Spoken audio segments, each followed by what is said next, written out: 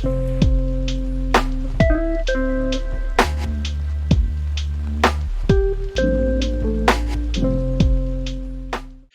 guys, welcome back to STVCastle Chess. This is episode number 17 of this series, and this is Stephen Vitt yet again, commentating on chess games that I've played online. And this game seems to be a very interesting one, um, simply because that how it how it evolved, how it changed into something that even I wasn't expecting. It turned out to be a good game, of course, but just the certain movements of all these pieces, it became a very interesting a battle of wits, so to speak. So my opponent, Fiziko 01, hope I'm saying that username right, played a good game against me here. And what I ended up playing for my opening here would be the Queen's Gambit. As I will show you right now, let's get right to the game. D4, D5. The setup for the Queen's Gambit is this: C4. Pawn sacrifice to start the game. That is intentional because you want to claim more space in the center when you're doing that. You let your opponent take that c4 pawn just so you can create more of a stronghold in the center of the board. So Fiziko goes ahead and captures that pawn. D takes c4, knight c3, knight f6, e4. This is one of the more standard methods of utilizing the Queen's Gambit opening when you have a setup like this, just so you guys know. E6, bishop takes c4. Uh, and that's really it. When you're opening up the center, you open up an alleyway for the bishop on the diagonal to go ahead and take back that pawn at some point. So even though you're sacrificing the pawn at the very beginning of the game, at some point you're probably going to get it back. Bishop to b4. Fiziko 01 plays. I play bishop g5, putting pressure on the knight, pinning it for the time being. He goes ahead and castles. I play knight e2, getting my other knight out of the way. Bishop takes knight c3 check, and that's why you play that move knight to e2 previously, because of stuff like that. Because I can take back with the knight. Knight takes bishop c3. Sometimes, and here's like a quick tip, sometimes it is very necessary to simply connect your knights in the L-shaped pattern, just as I showed here. When you do that, you run less of a risk of destroying your own pawn structure. That's why you connect the knights. Queen d7. Bishop takes knight f6. Now, knowing that Fiziko moved his queen out of the way to get out of the pin, of course, but that opens it up for me to just simply take the knight so that I can wreck his pawn structure a little bit, because G takes bishop f6. That's all he can do at that point. I go ahead and I don't waste any time. I go right for the check, queen g4 check, forcing the king to move, king to h8. And now very shortly here, I'm going to explain it to you guys why I titled this Keeping the King in the Corner. My next move is that I queenside castle. Now, even though the pawn structure right in front of the king now is not all that great, because you only have two pawns that serve as the pawn wall, so to speak. Even though I just have that, I think it was necessary for me to queenside castle, because you see this pawn here, highlighted here in green. You see this pawn here, d4. When I made that check with the queen, queen g4 check on move number 10, I I let go of the responsibility, the queen's responsibility of protecting that pawn on d4. So temporarily, for one move, the pawn on d4 was unprotected. So I had to do something to protect that pawn again. And the best way, in my opinion, was to do the queenside castle. So there you go with that. Rook g8. So Fiziko is trying to drive my queen away. Understandably so. Queen to f3, queen to e7, trying to protect that pawn. h3. Now, when you have an attack like this in the corner, you have to start building up towards that corner where that king is at. The king is tucked away here on h8. You have to find a way to get to that king. h3, bishop d7. He's trying to develop his pieces now. I can see that. g4. This is where I start to hurry up a little bit to push my pieces towards that corner. Knight c6. He's still developing. Knight e2. I give that pawn on d4 another layer of protection, just in case. Rook g7. Now I know that he's wanting to double up his rooks so that he'll get as much protection as possible, which you'll see here shortly. Knight f4. The very next move, I go ahead and move my knight because I believe it was very important for me to get my knight active. As you saw a couple moves ago, my knight was back here on c3. I had to make that call to start moving that knight, otherwise the knight would be too slow to develop, especially if you're going to have that corner attack on the king. Rook a to g8. Like I said, he doubled up his rooks. Rook h to g1. When you have something like that, you have to start covering that part of the board with your own rooks. That is another tip I can share with you guys, is that when you start seeing your opponent double up his or her rooks like that, or even when they have a formation that's called Alekhine's gun, where they have both rooks and the queen lined up on the same file, that's where you have to start covering your own pieces with rooks and a queen. That is one tip I can share with you. You have to match it at some point. So he goes back to the center of the board with e5, attacking my knight, and of course attacking the pawn on d4. So I have a choice to make here. I can move the knight somewhere, or I can address that e5 pawn, which I do here. D takes e5. Knight takes pawn e5. So now he has a double attack. He's attacking my bishop, and he's attacking my queen.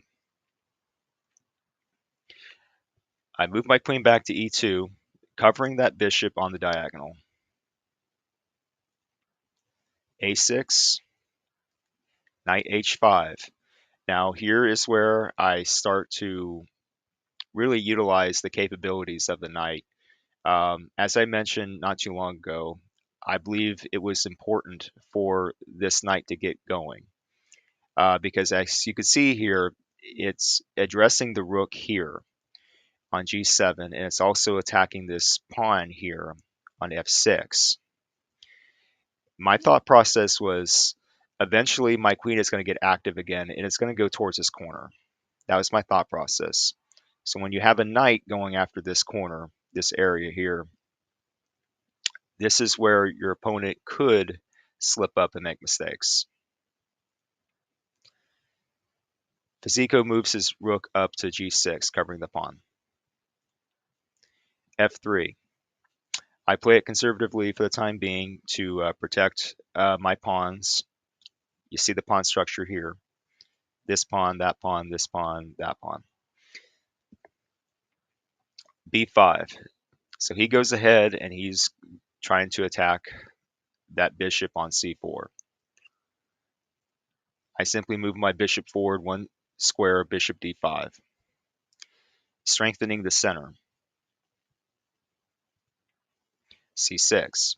Now, the only response to that is to attack the bishop again, which I understood.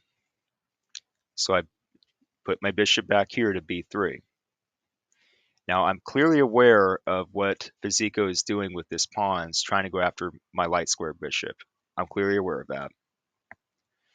And also of note, this diagonal here, highlighted right now, this diagonal here, I'm keeping Fiziko honest here when it comes to that because he is covering that pawn with this queen and with that knight. So if he starts letting go of that cover, then I can go in and capture that pawn with the bishop. A5, he's trying to attack that bishop still. Bishop to c2. Now, sometimes that's what I have to do. When I see something like that, when I see a pawn storm, so to speak, coming after more of a major piece like a bishop, I have to drive the bishop back. I have to move it back. Knight c4. Rook takes d7. Okay. Now, obviously the value of the pieces is unequal. The rook is valued at 5 points. The bishop is valued at 3 points. So what is my thought process here? Rook takes bishop d7. Well, for one thing, it disrupts the diagonal of the pawns that the just captured bishop was protecting. See those two pawns there? My thought process was if I get rid of the bishop, then the pawns don't have their cover. They don't have that cover anymore. And also the fact that Fiziko could have easily moved his bishop in a way that would protect that pawn on f7 to give it another layer of covering, which was not preferred by me. So I went ahead and sacrificed the rook to get the bishop. Queen takes rook, d7. So okay, he got more value. Fiziko got more value. But the position is still good enough for me to do something. e5. I'm addressing that pawn right there on f6. To double up pawns is just not a good thing, even if he got more value just now. Captured. Knight captures pawn e5. Okay, so what are we seeing here? Now, apparently he did not see the fact that I still have this diagonal here with this bishop, light square bishop. Guess what? He did not see that the rook was right there to be captured. Bishop takes rook g6. Rook takes bishop g6. f4.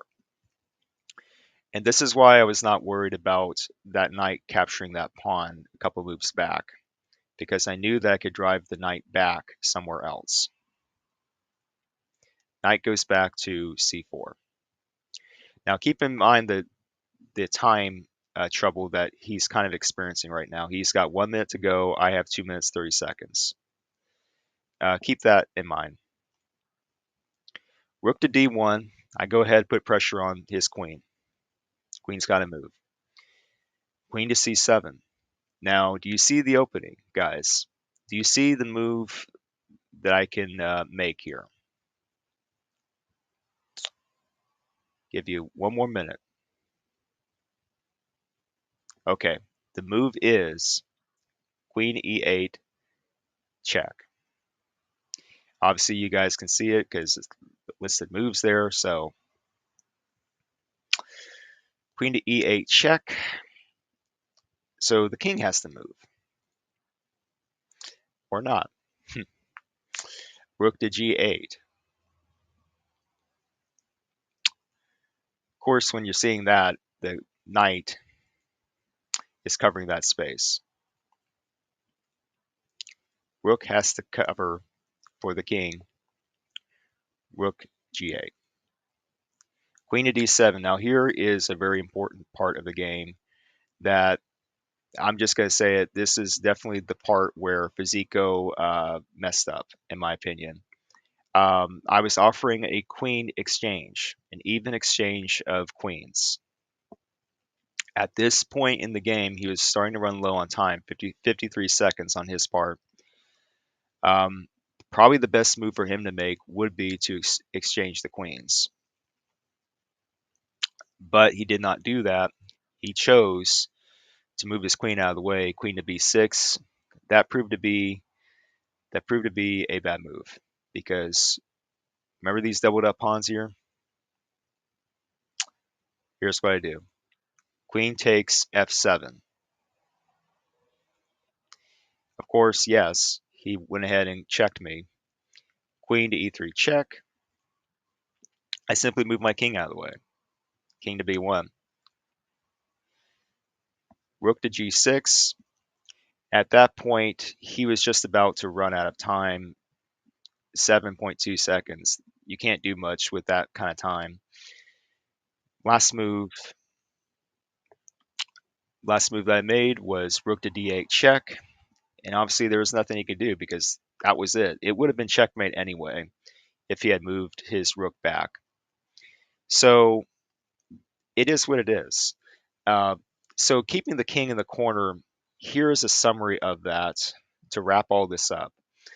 When you have a king tucked away in a corner like that, in this case on h8, it's very important to keep an eye on that. It's very important to keep pounding away at that corner area, whether it's the pawn wall or the rooks that are being doubled up or any pieces that are trying to cover the pawns. Um, that king is in trouble. When you have a king that's like this, when your opponent willingly moves that king over to a corner, has very limited protection, uh, it is very ideal for you to go ahead and attack it with a knight, for example. And remember what I said about the knight being active, being able to move. That's why I did it. Even when the knight stopped moving, in this case, he still had protection here. He was still covering, the knight was still covering this g7 square. So keeping that king tucked away in that corner. So when you have your opposing king like this, tucked away on a corner square like h8, big overall thing here is that you have to move your pieces towards that corner.